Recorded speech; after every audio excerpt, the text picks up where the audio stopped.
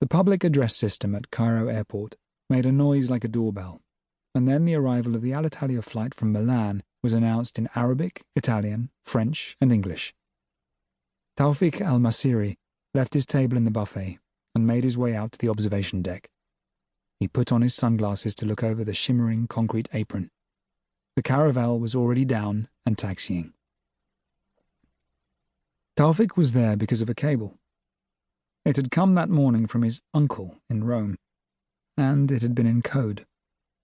Any business could use a code for international telegrams, provided it first lodged the key to the code with the post office.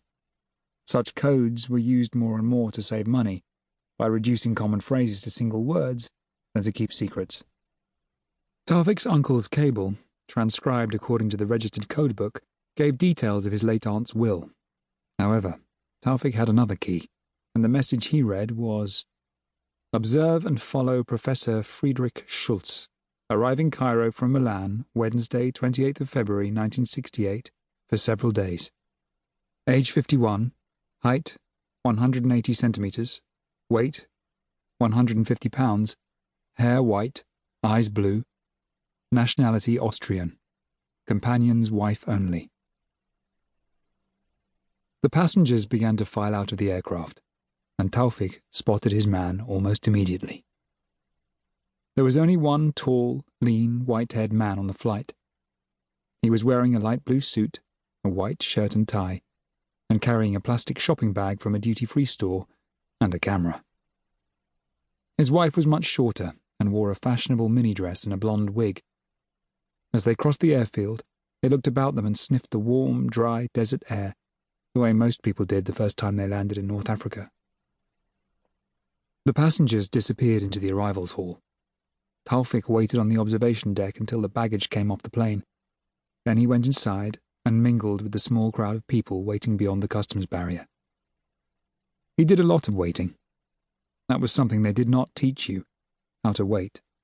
You learned to handle guns, memorize maps, break open safes, and kill people with your bare hands, all in the first 6 months of the training course. But there were no lectures in patience, no exercises for sore feet, no seminars on tedium. And it was beginning to seem like, there is something wrong here. Beginning to seem, look out, look out. Beginning to, there was another agent in the crowd. Tawfiq's subconscious hit the fire alarm while he was thinking about patience. The people in the little crowd, waiting for relatives and friends and business acquaintances off the Milan plane, were impatient. They smoked, shifted their weight from one foot to the other, craned their necks and fidgeted. There was a middle-class family with 4 children, 2 men in the traditional striped cotton jalabia robes, a businessman in a dark suit, a young white woman, a chauffeur with a sign saying Ford Motor Company, and a patient man. Like Tawfiq, he had dark skin and short hair and wore a European-style suit. At first glance, he seemed to be with the middle-class family, just as Tawfiq would seem, to a casual observer, to be with the businessman in the dark suit. The other agent stood nonchalantly, with his hands behind his back, facing the exit from the baggage hall, looking unobtrusive. There was a streak of paler skin alongside his nose, like an old scar. He touched it once, in what might have been a nervous gesture, then put his hand behind his back again. The question was, had he spotted Tawfiq?